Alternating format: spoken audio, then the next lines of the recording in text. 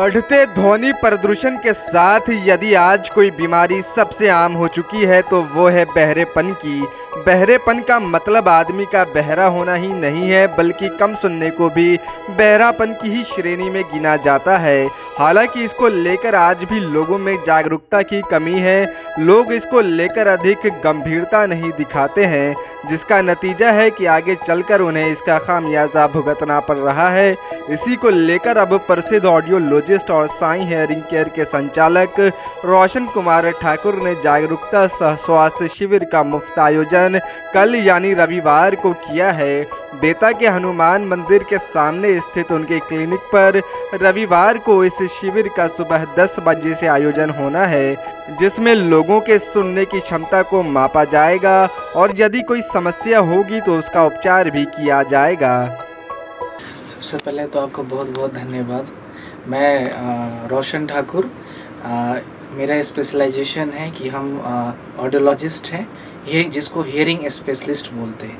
Audiologist और ENT surgeons ये दो अलग अलग चीज़ है और हमारा काम होता है कि हियरिंग से रिलेटेड जो भी चीज़ें हैं उसका डायग्नोस्टिकली और उसका मैनेजमेंट दोनों चीज़ हम लोग करते हैं। जैसा आपने पूछा कि आजकल हियरिंग लॉस क्यों हो रहा है, तो जो हमारा श्रवण शक्ति जो सुनने का प्रॉब्लम है वो ग्रेजुअली धीरे धीरे कारण हो रहा है, जिसके कई सारे पहलू हैं। पहला तो हमारा लाइफ स्टाइल है, जिस लाइफ स्टाइल के कारण बहुत सारे पेशेंट्स अर्ली एज में ही डायबिटीज़ और ब्लड प्रेशर्स के शिकार होते जा रहे हैं। दूसरा जो सबसे मेजर कंसर्निंग इश्यूज़ हो गया जिसको बोलते हैं नॉइज़ पॉल्यूशन। आजकल गाड़ी पहले के अपेक्षा इतने ज़्यादा हो गए हैं, ऑटोमोबाइल्स बढ़ गए हैं, जिसके कारण जो है नॉइज़ बढ़ गया है।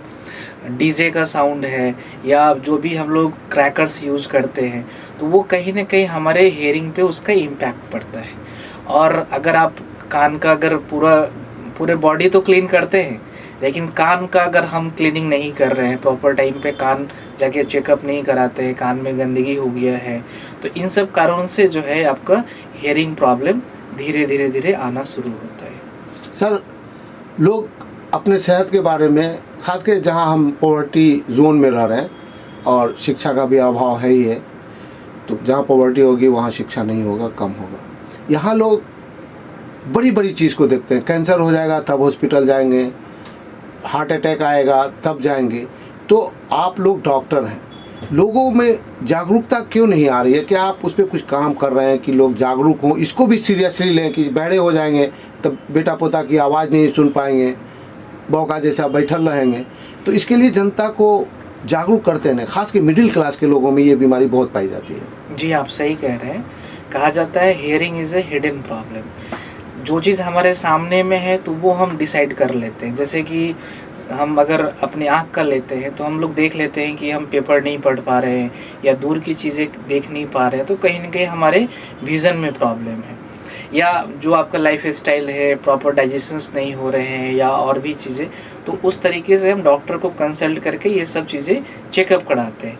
लेकिन हियरिंग है तो हियरिंग लॉस वो एक धीरे बढ़ते जाता है और हम लोग कहते हैं कि अच्छा चलो सुन तो रहे हैं, काम तो चल रहा है, तो वो काम चलाने के चक्कर में वो प्रॉब्लम इतना बड़ा हो जाता है कि वो धीरे धीरे आपके और भी जो आपके ब्रेन में है उस पर इफ़ेक्ट हो जाता है। जैसे कि बैलेंसिंग प्रॉब्लम हो जाता है, जिसको चक्कर आने का प्रॉब्लम हो जाता है।